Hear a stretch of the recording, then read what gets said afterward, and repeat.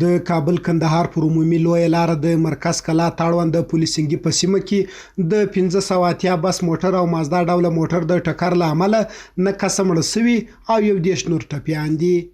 د زابل ولایتي روغتون سرطبیب وایي چې د پیښې ټپیان او مړه سوي کسان دوی ته راوړل سوي چې د ټپیانو درملنه او هغوی ته رسیدګي سوې. سهار 4:30 بجې شاوخوا د پولیسنګي په ساحه کې د یو مازدا ډوله موټر او د یو سوزوسي موټر ترمنځ ټکر شو چې په نتیجه کې 11 زخمیان زابل ولایتي روغتون ته انتقال شوي دي. په هغو کې د 10 نفرو وضعیت لږ وخیم او نور د تداوي وروسته رخصت شوي دي او 9 تنه شهیدان راوړل شوي دي چې خپل وارثینو ته تسلیم شوي. بل لور د زابل د عامه روغتیا رئیس وایي چې زابل د کابل کندهار پر لویه لاره باندې پروت ولایت دی چې د ترافیکي پیښو ډیری قربانیان ولایتي روغتون ته راوړل کیږي چې په خبره یې دوی ورته بشپړ چمتووالی لري. پرغه همکارو مؤسساتو باندې چې WHO د یونیسف ته چې په ایمرجنسي حالت کې دغه کې بیا کومک کوي د دوا او د تجهیزاتو، نو موږ پر دې باندې ژغ کوو چې تاسو په جریان کې چې زابل پر د کابل کندهار پر لویه لاره باندې پروت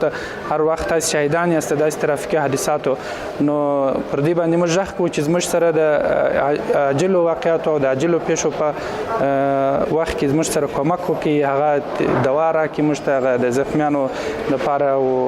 او یو ایمرجنسي یونټ موږ ته جوړ کړي. بل لوري د دې پیښې ټپیان د مسؤلینو څخه غواړي چې د موټر چلوونکو د تیز تګ مخنیوی وکړي. ما از دولت امارات اسلامی خواهش دارم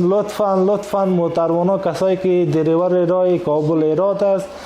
یا را فامانده شود که موتر تیز ندوانند،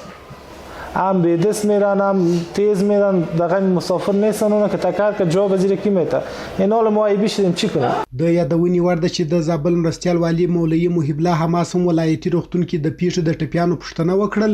د نقدي مرستې ترڅنګ د ټپیانو او مړه سوي کسانو د انتقال په اړه د عامه روغتیا ریاست ته لارښوونه وکړه.